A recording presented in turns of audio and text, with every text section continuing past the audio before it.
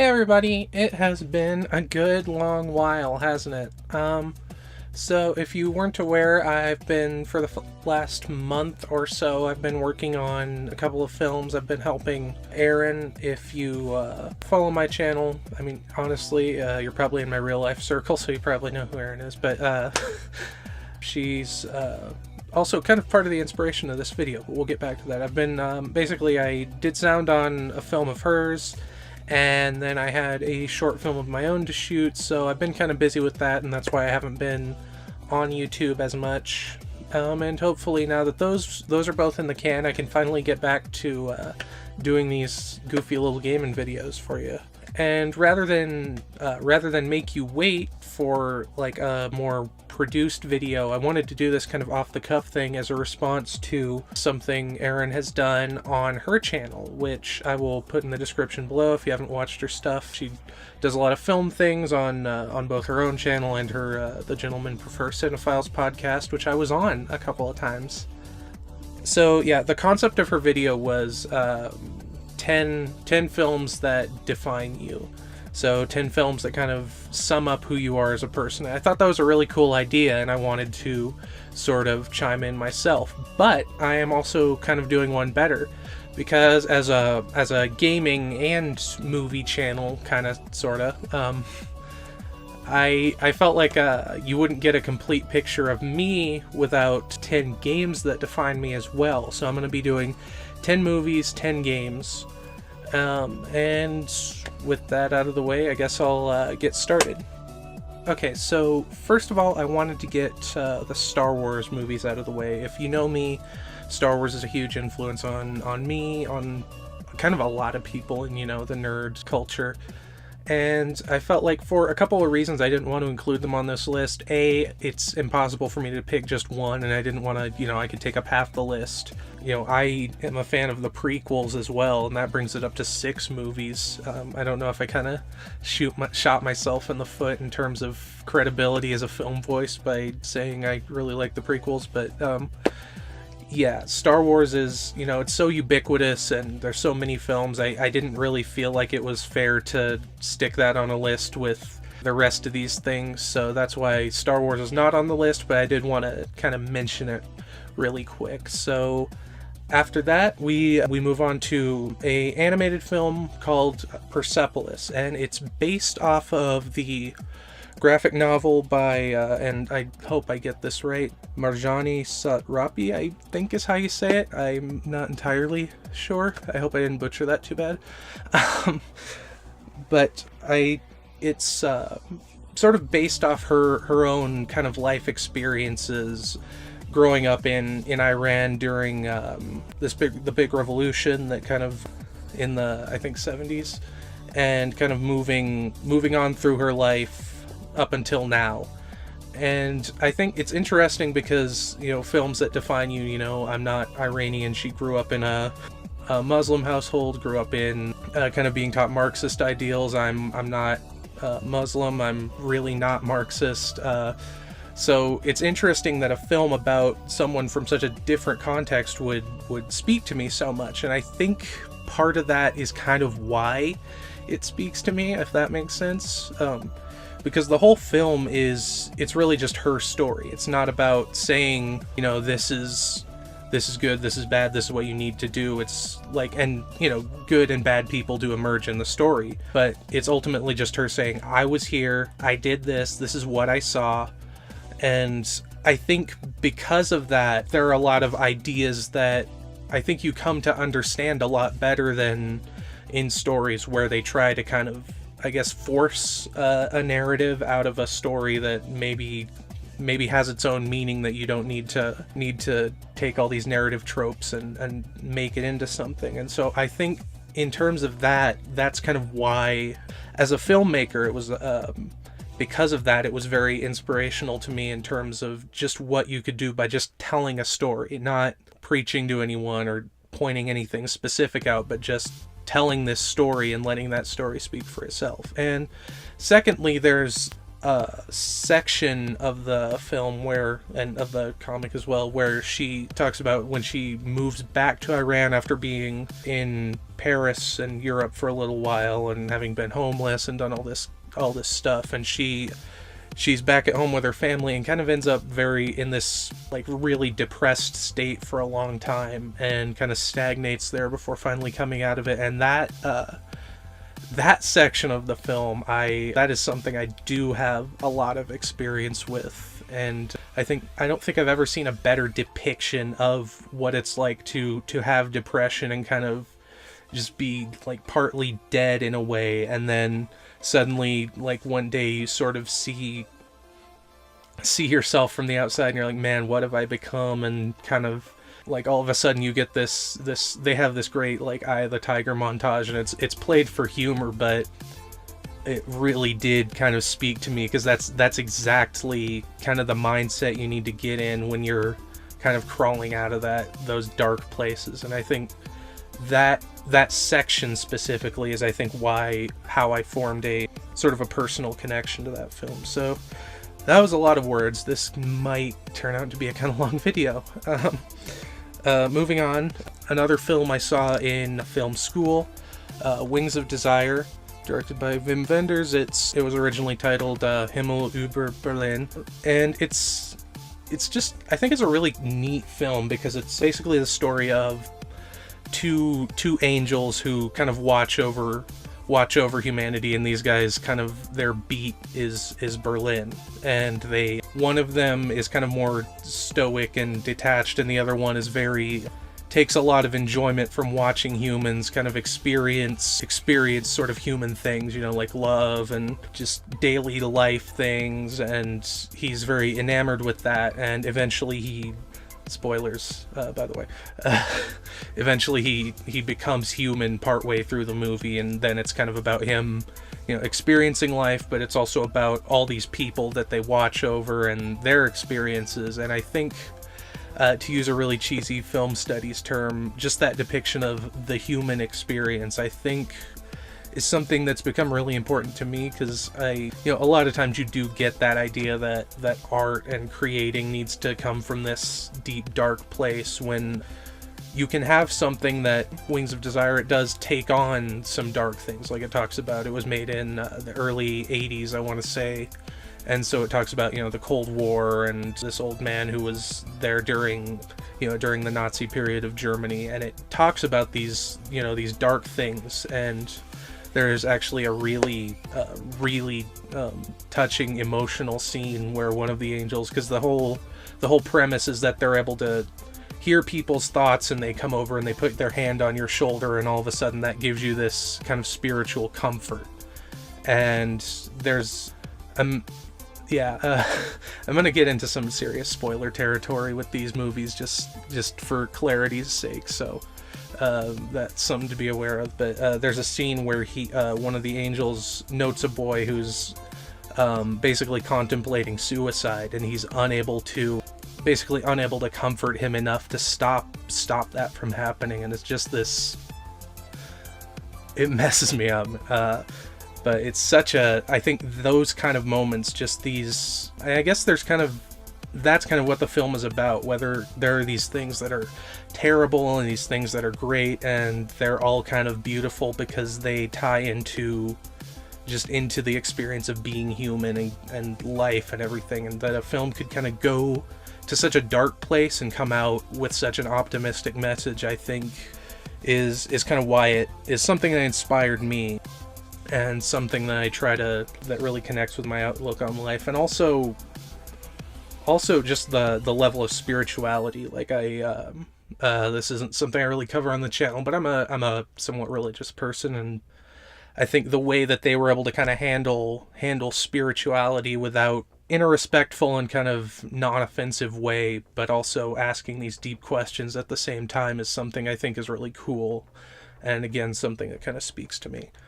So with that kind of very dark or kind of more profound, I don't know what you would say, out of the way, I will get into some more fun films now. So first one up here is Indiana Jones and the Temple of Doom. Temple of Doom is my favorite indie movie.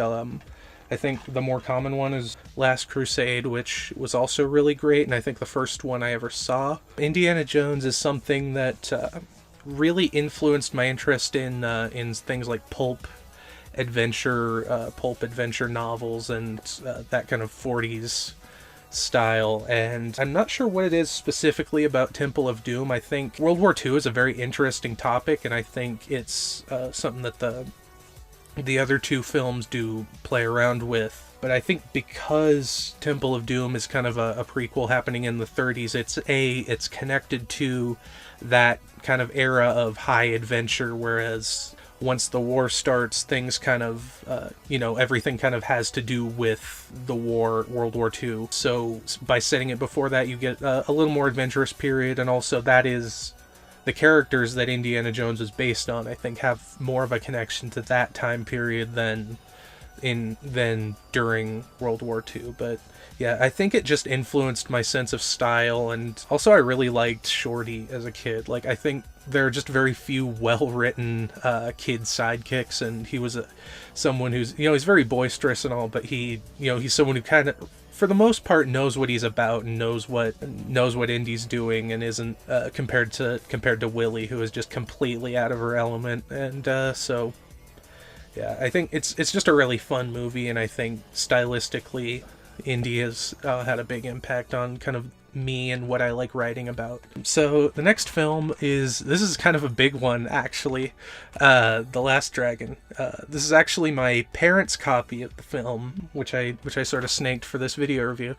And their whole the reason it is so important to me is, there's a few reasons, but firstly, we need to go back to, I think 1988, before I was born. This was, The Last Dragon was one of the first things that my mom and dad ended up kind of connecting over. My dad, nobody remembers what it was he quoted, but he quoted some line, and mom had seen the movie with her brother on TV a few times, and finished the quote, and Dad was like, "You've seen The Last Dragon?" And that was kind of one of the early instances of them hitting it off. So I like to say that without that movie, I might have never existed. Like, parents might have never gotten together and be this whole Back to the Future thing. But it's also a really, really great movie. It's, it pays tribute to basically the it's really hard to sum it up, I guess, without delving into I don't know, awkward descriptors, because it's a primarily black film, not entirely, but it's produced by Berry Gordy, owner of Motown Records. Most of the actors are black, except for a handful of side characters. Yeah, it stars Timac, who is, that's not super prolific, but pretty solid martial artist. Vanity, who was a big pop star at the time.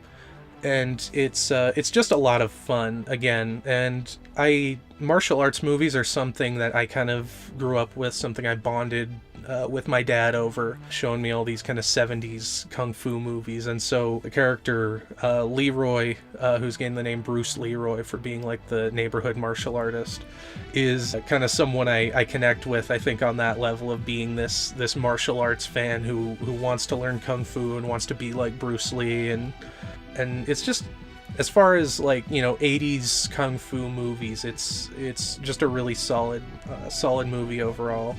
And I think, kind of in terms of just my interest in martial arts and kung fu and everything, it's kind of been sort of defined me in that way. Moving on is another film I watched originally with my parents, Van Helsing. And this is a movie I've argued with so many people over, because I think it's great, and a lot of people think it's just awful. I think I wrote at least 2 papers during my school career on Van Helsing and how it plays with genre by taking horror and turning it into kind of a James Bond movie ultimately. But I think it really, again, stylistically, it influenced me a lot. I'm very into kind of gothic aesthetics, and I was never a big horror person until the last year or so, but I think whatever seeds that had kind of started germinating with Van Helsing, so take from that. what you will, Dracula has always been a big thing, even like if I wasn't interested in it as a horror story as much as a just, I don't know, just gothic adventure story, I guess. But yeah, it was something that it's a film that again really inspired me. And Stephen Sommers as a director, I actually took a lot of inspiration from, because he was kind of one of those directors who was sort of known for doing things like he would get handed a budget that wasn't as big as it could have been, but he would, like with the Mummy films and stuff, you know, use CG and use all these tricks to make something that was still really cool. And as a kid, kind of watching those like behind the scenes features, that was something that had a huge influence on me as getting into films, like all these ones just a month ago that I finished working on. And so that kind of, I'd say Van Helsing kind of led me there as well. So moving on, Kung Pao. We'll notice martial arts movies are kind of a recurring theme here. I'm not sure if I have any more in the pile. But Kung Pao I like not just for the martial arts, but there are very few movies that click with my sense of humor, I think, as well as Kung Pao does, because it's almost not the kind of movie that should have existed. Like I don't really know how to explain that. Its sense of humor feels very much like something that would come out of like modern day, like YouTube poop crap posting on Tumblr kind of mentality. And I think that's how I always kind of describe it, is it's a film that if it would have been made any earlier, people would have said this is insane, and nobody would have given him the funding to make it. And if it would have been made a little bit later, people also would have probably not funded it, but it would have gotten made as like a YouTube joke series or something. But it just happened to come along at like the perfect moment in time where everything was right for it to become a full movie. And I don't think anything will ever be ever kind of match the style of humor in Kung Pao, because it's something that a lot of the humor is, there are references and gags. There's like a Taco Bell plug for some reason. There's the obligatory like Matrix knockoff, because every movie in the early 2000s had a Matrix gag and stuff like that. But it's also a film that's funny in its own right, without like, but just by virtue of being really stupid and really nonsensical. Like there's a whole scene where the bad guys are talking, and if you're not familiar with Kung Pao, the whole concept is that he took an actual Hong Kong martial arts movie from the 70s and dubbed some dialogue over it, superimposed his own face over the main character, and kind of basically did a sort of combination like Mystery Science Theater YouTube poop thing with it, making this totally other plot line. And there's just so many gags that are, I think, get their appeal from just the dissonance between the humor and the visual style. Because you have these scenes where the villains are talking and he's like, "Oh, I am a great magician as well. Your clothes are blue." And it cuts to this guy who's been in the scene the entire time, but now his clothes are blue. And he's like, "Oh, your clothes are red." And then it cuts to a scene where, and it's just, again, it's very stupid, and I think it's beautiful for that. And it really influenced my sense of humor, I think. The next film is Zerum. Now, this is a film, it's probably one of the less heard of ones on this whole list. It is directed by Keita Amamiya, who's one of my favorite directors. As this channel goes on, I want to talk more about tokusatsu films in general, Japanese sci-fi and all that. And Amamiya he's a pretty pedigreed director. He's in that kind of genre. He's worked on a lot of Kamen Rider stuff, I think some Super Sentai stuff. He's the guy behind Garo, which I know a lot of people are really into. I haven't gotten into Garo, but again, his work I've liked pretty much everything he's done, so I would probably enjoy that as well. But Zerum I kind of hold up just because it's, I don't know, it just, the art style and the practical effects. I think for tokusatsu films, practical effects it's kind of one of the last bastions of that art form, I guess. They're kind of getting more into CG if you watch the modern stuff, but they were during the 90s and early 2000s when American films were going the route of like all CG. There were a lot of Japanese directors that were still using these practical effects and puppetry and stuff. And Zerum is a great example of that. The villain Zerum is like this bioorganic monster, and he has this whole style of movement where he like stomps around, and it's almost like kind of a kabuki-esque thing. And there's this face that's just like face sort of it's almost like Alien sort of, but not really. Like if you imagine Alien through like a kabuki filter, that kind of is the descriptor for Zerum. And it's so unnerving but so cool at the same time, and I think a lot of that is due to the practical effects.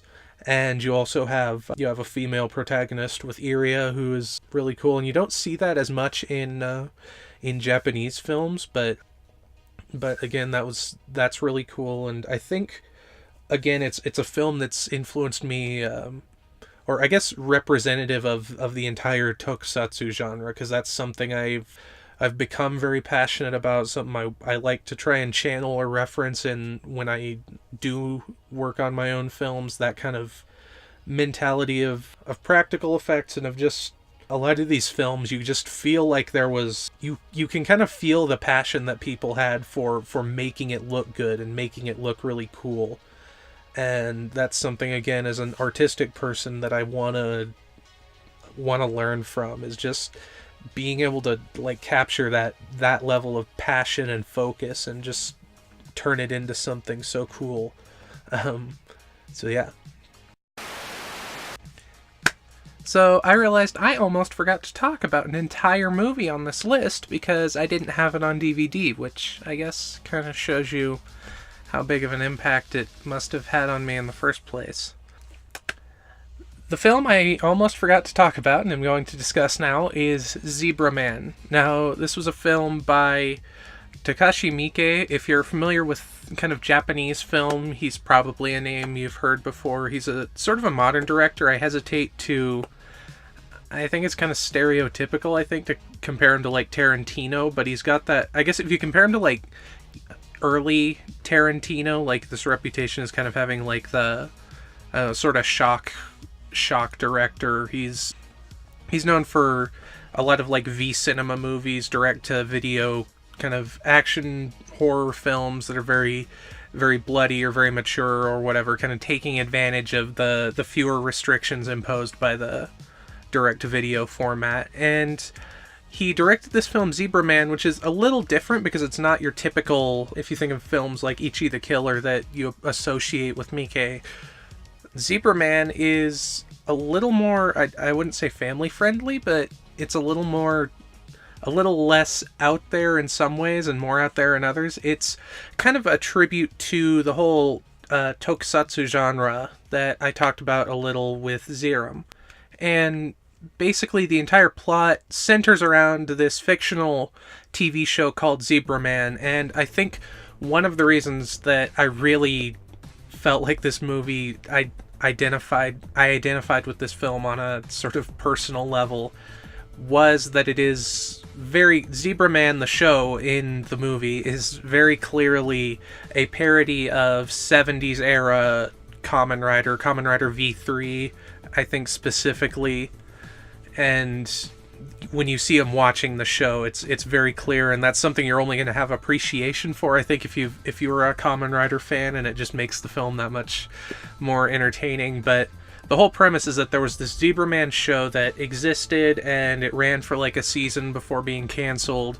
And this guy is, or was, a huge fan of Zebra Man as a kid, and has continued to be a fan as an adult, even though his life pretty much just sucks. Like his wife's cheating on him, his daughter's in a relationship with a Yakuza guy, his youngest son like thinks he's a wimp and hates him. He's got a crap job, everything about his life just sucks, and so he he sort of escapes his daily life by cosplaying as Zebra Man.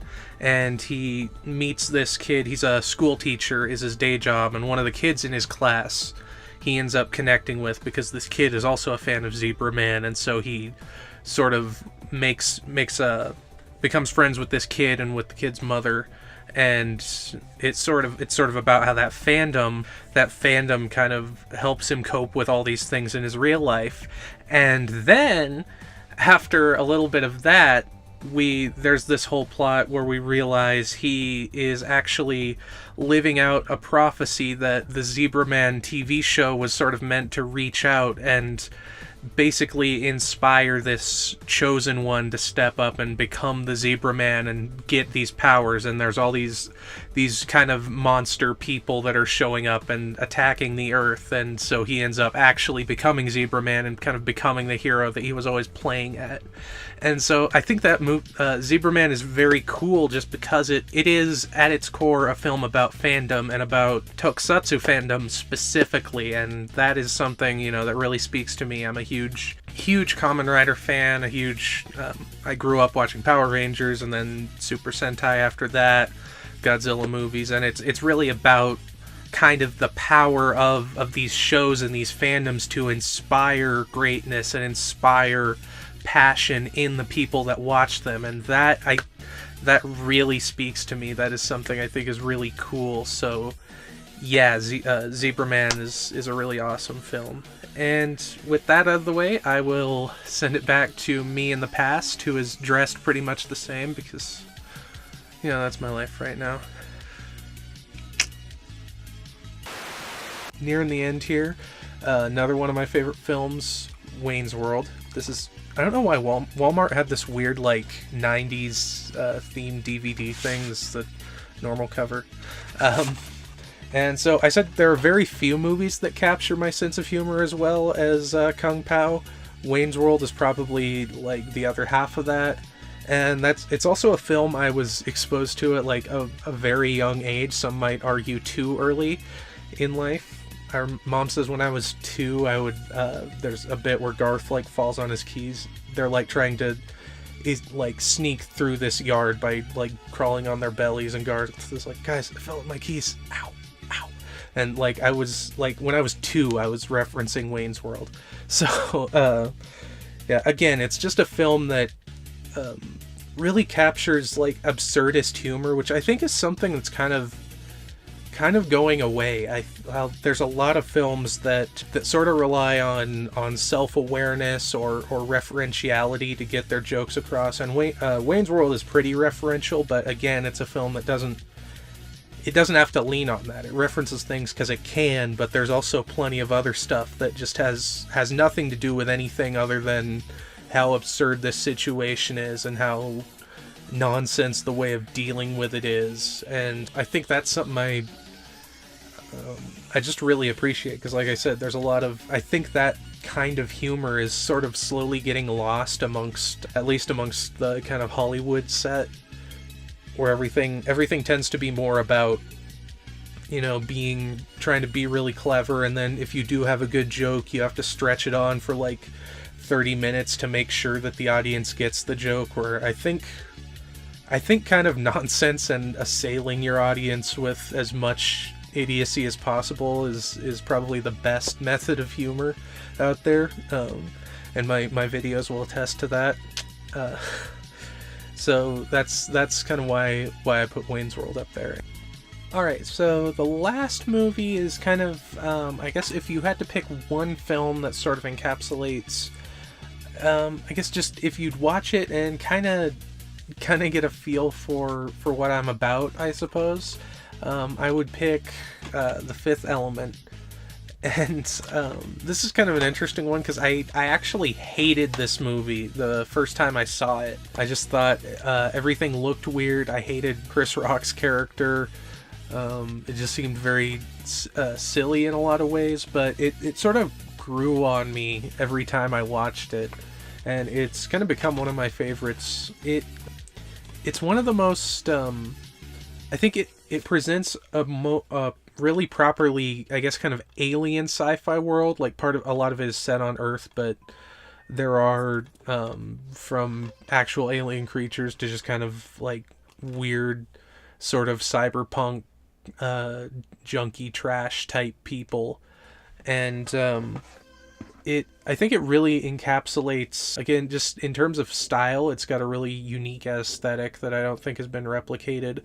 But I think it also manages to toe the line between something that's sort of realistically cynical and gritty, you know, like most people are poor, he lives in this tiny apartment, like has a lot of cool features, but at the end of the day it's still this really cramped, crappy apartment in a crappy neighborhood and all this stuff. But then there's also the element of like kind of the mystical and good guys triumphing over these really over the top bad guys, and it manages to mix those in a really neat way that, again, artistically is something I really like. And just in terms of style, I think that's, if I were to sum up The Fifth Element, I would describe it as really quirky, kinda nerdy, but not entirely, and maybe a teeny bit gay in the presentation. And I think that sums me up pretty well. So that's kind of where I was headed with that. As far as films that define me.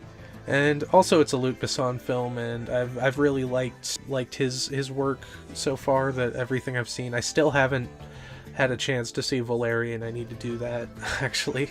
But yeah, he's a writer and director who I've really liked, as someone who's just able to do a lot of the stuff I've seen. He's done genre film really well. Like, he's done action movies that don't try too hard to subvert things, but still manage to have their own kind of personality and style to them. And I think that comes through in Fifth Element as well. And also it's just a really entertaining movie. Gary Oldman's never been bad in anything, I don't think, but I think he really sells the Fifth Element, as well as, you know, Bruce Willis, also always really good. Mia Jovovich does the kind of stock action female thing pretty well, and again, it just creates this really believably sci-fi alien world. And I think in an odd way, I think people who know me that'll kind of make sense as to why I connect with this movie. So yeah, those are 10 films that define me. I talked about moving on to games. I realize this video is getting a little long, so I'm thinking I'll probably split it up into a couple. So yeah, let me know what films you think sort of defined who you are, and let me know what you think about the ones I listed. It'd be interesting to get some responses to this. So thanks for watching. Like and subscribe if you feel so inclined, and see ya.